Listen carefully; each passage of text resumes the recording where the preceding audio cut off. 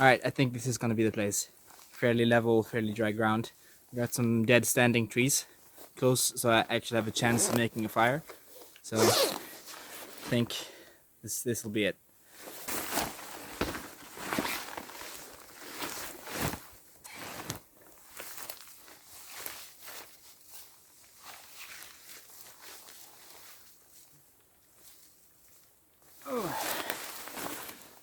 This is my bedroll. It has one half of the Polish Lavvu.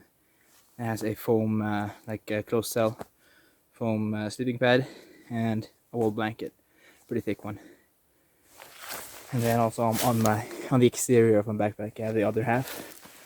For this, I kept it there so I could use it like to wrap the backpack and potentially myself if it really came pouring down, but I didn't really feel it was necessary. So it's still there, and I also have some other stuff for the sleep system. So yeah, let's get this one unwrapped. Let's pitch the Lavvu, and we'll take it from there.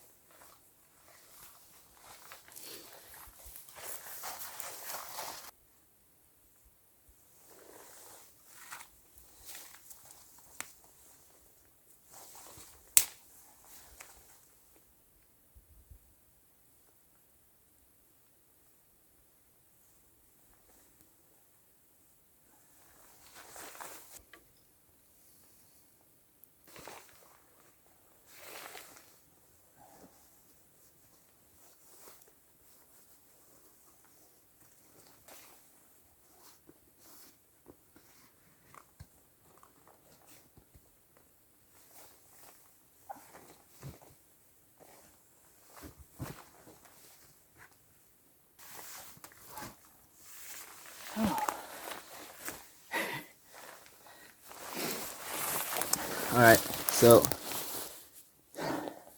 I've gotten it up twice, really. First with the walking pole in combination with the included aluminium pole, which works really good, apparently. Win. But I saw my chance with two perfectly aligned trees.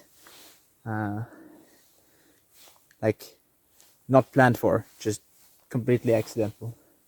That was wonderful. So I took my chance and did a no center pole pitch, which gives me a lot more room inside, substantially more. The downside is the sides are somewhat more sloped, because you can't get the same kind of tension hanging it as you can supporting it from the inside. That's fine. being able to use the center of the Lavvu is a good trade-off as far as I'm concerned. So I've gotten a poncho from Hila Context, like just a normal ripstop poncho down as a floor. I've gotten the closed cell foam sleeping pad on top, and then I have my wool blanket that I've laid on top of that. And everything's nice and dry so far, which is outstanding. I've been walking for 3 hours. I can feel my body's kind of tired, but it's not too bad, especially considering I was rocking a good 15 kilos in a rucksack from last century, if not 2 centuries ago. Feeling pretty good. I actually found a good campsite, which I wasn't too sure about that, so I feel good about that. I feel good about that. I'm dry. I'm fairly warm. Yeah, still have light. Good to go.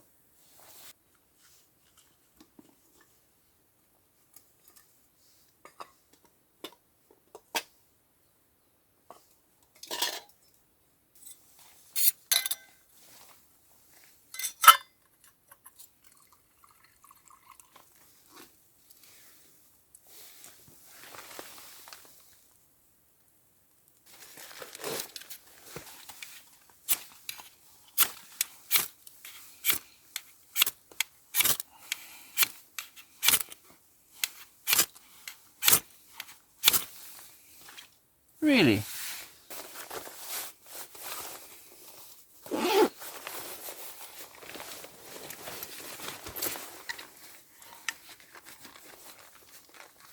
Ha! Oh, big letters. Never leave home without them. Jesus Christ! I thought I forgot it. I was like, okay, let's make sure. Let's make sure that we actually forgot it this time, because last time I thought I forgot it, and I didn't, and I spent an hour trying to light the fire with the ferro rod. There we go. Hey. Now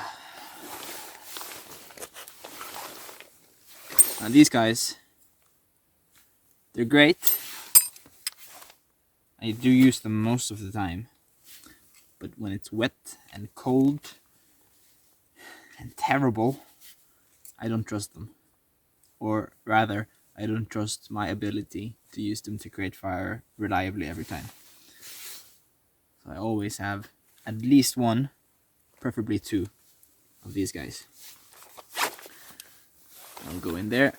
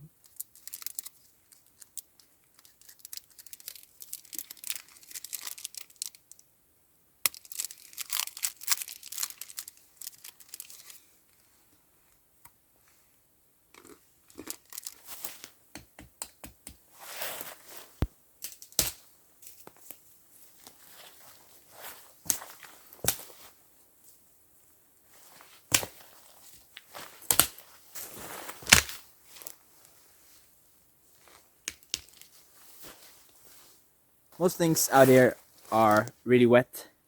It's probably been raining for days, if not even weeks. So even the dead standing trees I found, they're obviously wet outside and somewhat damp inside too. And the more decomposed they are, the more wet they are inside. However, I did find this, I think it's a juniper bush, and even the outside is dry. The inside is really nice and dry. This burns really hot, kind of like spruce, but even more so really. And if I can get this going and get like a big warm fire going, even though it's not going to last me that long, it might help me catch all the other wood I'm collecting so that I can sustain that fire throughout the evening.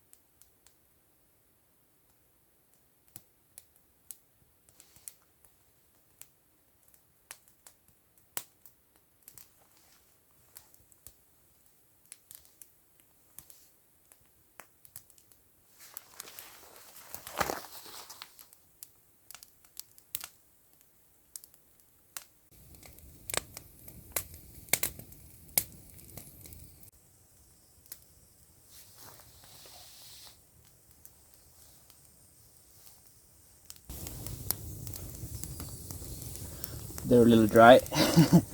Spent all day in this box here, and I guess it's not airproof, so they're pretty dry, pretty stale, but it's food, and it's warm food I made on the fire that I never thought I would get. I tried, but I basically gave up. And then all of a sudden, out of nowhere, just started burning.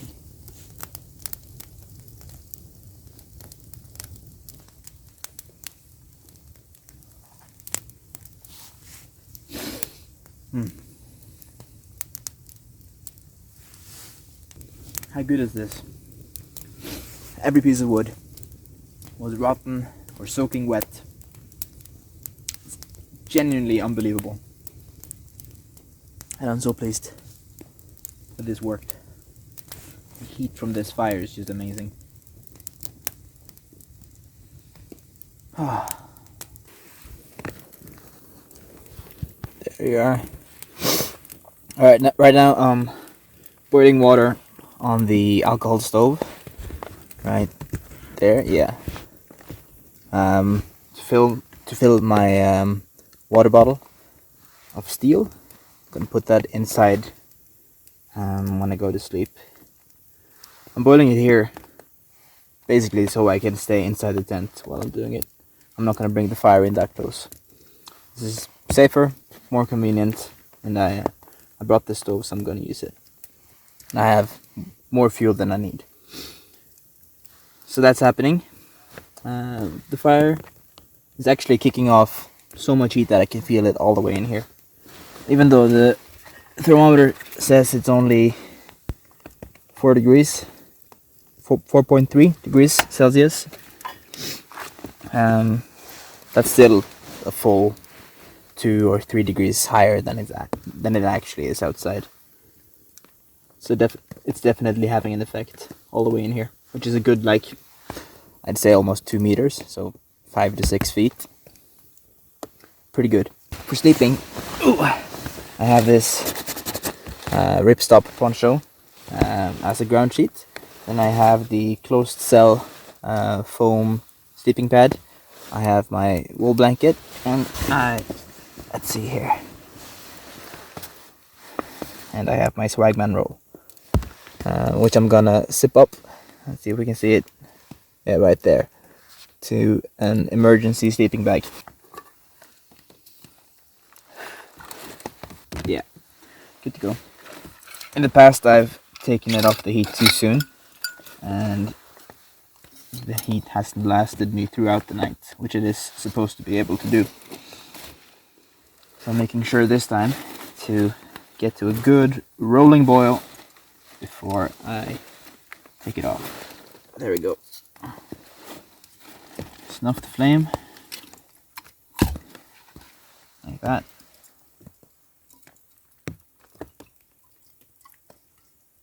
I'm using my shoe to hold the bottle so I don't burn my fingers.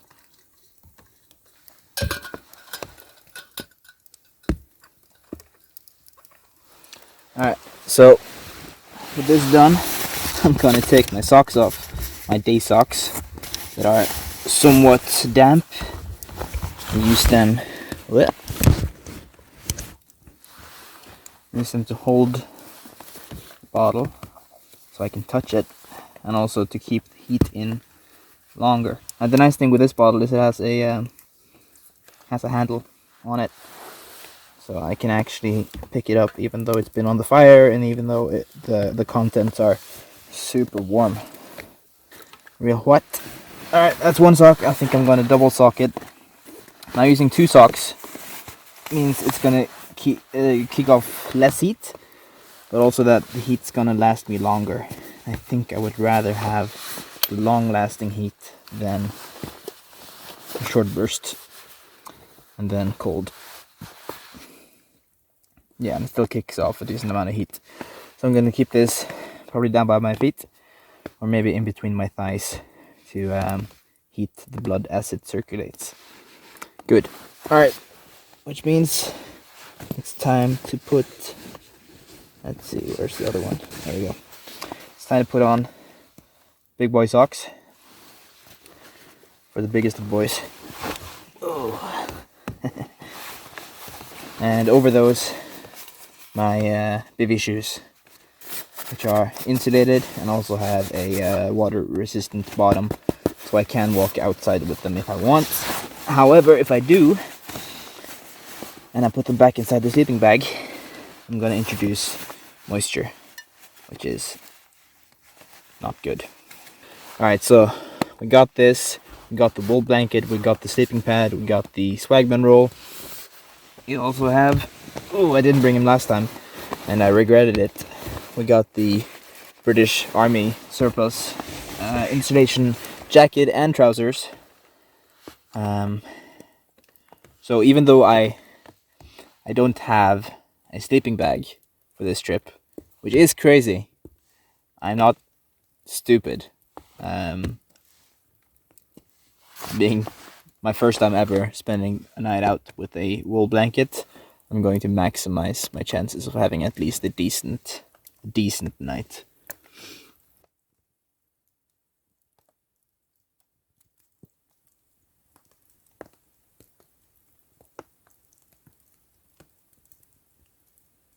Good morning.